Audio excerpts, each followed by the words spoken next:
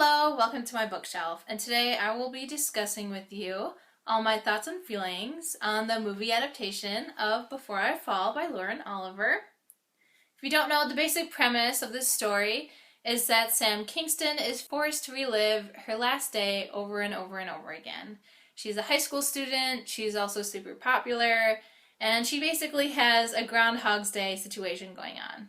As far as the movie goes, I really can't talk to you about how I felt about it without actually talking to you about the fact that it's an adaptation. So, as far as an adaptation goes, it's actually a really good adaptation. I think this movie does an excellent job of portraying these book characters as real people in the movie. I thought the casting was amazing. I felt like the actors were really good, and I really felt like they were the characters that they were portraying. I really thought that they did a good job, and as far as I could tell, the directing was good, the cinematography, there's a lot of really beautiful shots. I really like the look of the movie, and as far as an adaptation goes, they have to cut things out. They have to condense things. That's always the struggle with the movie, but I do feel like the things that they took out were practical, and it made a lot of sense to me, and I honestly still felt the same way about the movie that I did the book. And the movie also made me feel the same way that I did in the book. I felt like it was a really good adaptation, but that's kind of where the problem lies with me, because if you watched my last video, which I will link in the description below, I was not a fan of this book. And I even took a star off by the end of the video because I really the more I talked about it, the more I realized I had a lot of problems with the book, and I really can't say I would recommend it to anyone. I personally was just not a fan of it. And really, the problems I have with this movie are the same problems because it was such a good adaptation that it had these same issues in it. The first one being that the characters were obnoxious. I really didn't like them. They felt slightly less flat in the movie though. But I honestly think that's just because I got to actually see them, and the actors really felt like the characters that they were portraying.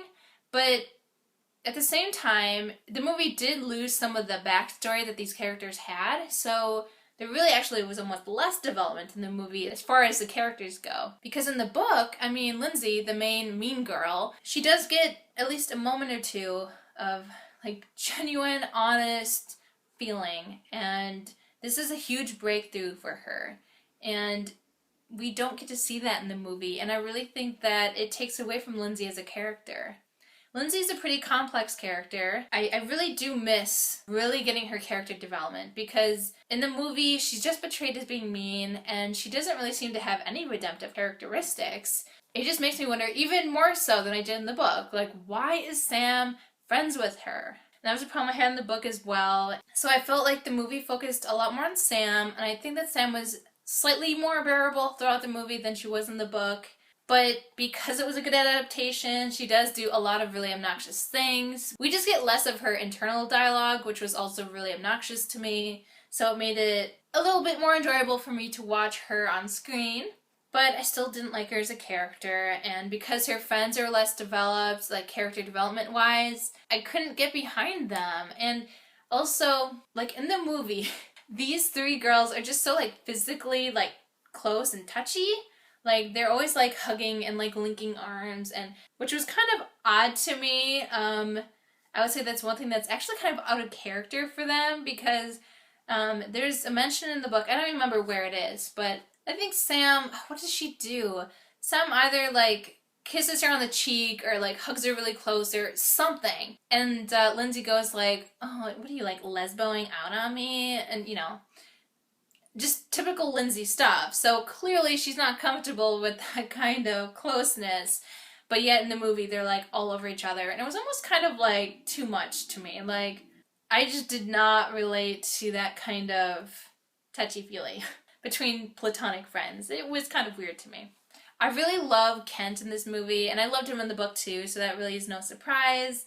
He was great. Again, the casting in here was really great. They really picked people that were just perfect for their characters, and I really enjoyed him as a character. And I did like that in the movie, this was a change, that we spend a lot more time in his bedroom. There's actually only technically there's two scenes in the bedroom in the book, but in the first one it's completely dark, and yeah, it's pretty late in the book too. So we really almost never get to see inside of this room. It's pretty rare. But in the movie, I think it's like every single time she ends up in that room, and I really like that sense that there's almost like they're destined to be together in a way. She's always drawn to this room and just drawn to Kent in a way that she doesn't fully understand until later in the movie. I like that. And again, there were a lot of lines that were straight out of the book that were in this movie. But again, honestly, just watch my book review and you'll know why I don't like this movie. I just couldn't stand the characters. I just had a lot of issues with this plot and this story and the way it was executed. But I would say, just as I felt in the book, it was engaging enough to make me keep going, but I still didn't really like everything I was seeing, if that makes any sense. I went to go see this movie with some of my friends, and I was almost kind of like embarrassed that this was a movie that I suggested, because I just wasn't really enjoying it the way I thought I was going to. And I was just honestly disappointed. And by the end, my first thought was like, why didn't Sam do more to save Juliet? She really didn't do much of anything. So I just had a lot of frustration there. And actually in the movie, we don't actually know how long in the movie she's been reliving the same day, but it's been a lot more than just 7 days like it is in the book. And because she has so much more time, I would think that she would try something else. Like, she really doesn't try that much of anything in the movie. There's a lot of scenes actually cut out that have Sam reaching out to Juliet in some way. And actually in the movie, there's no mention of Juliet's family, whereas in the book, we get to see her parents and her sister at one point, which, again, the opportunity is kind of missed in the book to actually use the family to help Juliet, which made no sense to me. I assumed that's, where it would be heading, but it didn't head in that direction whatsoever. I feel like there were a lot of things in the book that were, it seemed like it was like setting up for something, and then it didn't really seem to go anywhere for like the grand plot. It didn't really all seem to make that much sense to the story as a whole. It just kind of bothered me. And I will say that the movie cuts out a lot of those things because I think it did see that it didn't really seem to add to the plot as a whole. So I was appreciative of that. But there were scenes that actually did help for like character development and things like that they also cut out, which was kind of a bummer. One addition to the movie that I did enjoy is that Sam's parents are definitely seen a little bit more in the sense that they actually seem to do something. There's actually a scene in the movie that is different from the book, and I like how the movie goes about it better than in the book. Sam finally decides to spend a day with their family, and they go to this restaurant that they used to go to all the time, which is in the book, but in the book, it's really just like a setup for Sam to see Juliet's sister in this restaurant, and she just goes off and talks to her, and it's really just about that conversation. I don't think there's really any discussion about what this family actually talks about while they're at the restaurant. It's not brought up in the book. So in the movie, we don't actually meet Juliet's sister in that scene. It's really just about Sam finally opening up to her parents a little bit and actually like asking vulnerable, deep questions, which is something I had a problem with in the book because the only vulnerable thing that Sam talks about in the book with her parents is the fact that she doesn't think Rob ever actually liked her.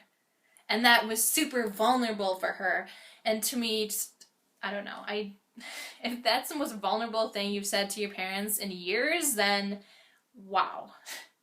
I feel so bad for you. I mean, clearly you don't talk about literally anything with your parents. I'm surprised that they even know that you're dating him. But anyway, they actually have a really good conversation, and Sam asks her mom if she thinks she's a good person, and I thought it went really well with the story that they were telling and this journey that Sam was going through, and I really did appreciate that development between the mother and daughter, because that was definitely missing in the book. And I don't know, for me, I mean, family is such a big, important thing in my life, and it's such a shame to see her just cast them aside and really not pay that much attention to them.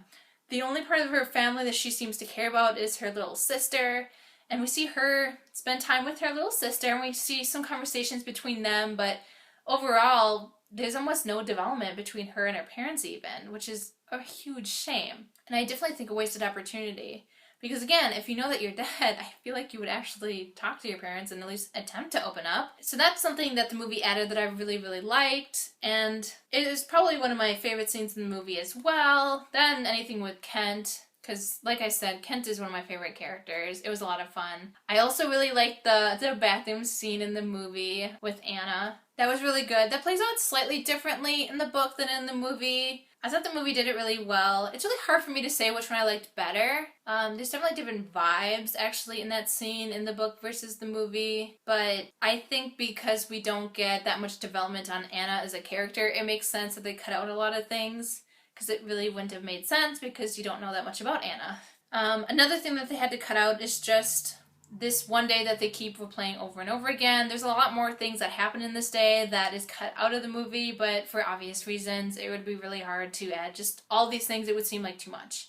So I do think that what they kept in made a lot of sense for the story that they were telling. And it really was just like the core things of the day. Anyway, the other things were just kind of extraneous and really not that important to the overall plot. So I understood that change and it made a lot of sense to me. So like I've been saying, it's a really good adaptation, but because it is a good adaptation, I really don't care for it because I didn't really like the plot or the characters in the book itself. So good job, but I still don't like the story, no matter what wrapper you throw it in. There's just some changes that need to be made.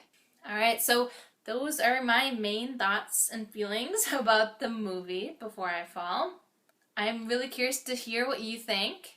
Thank you for watching this video, and until next time,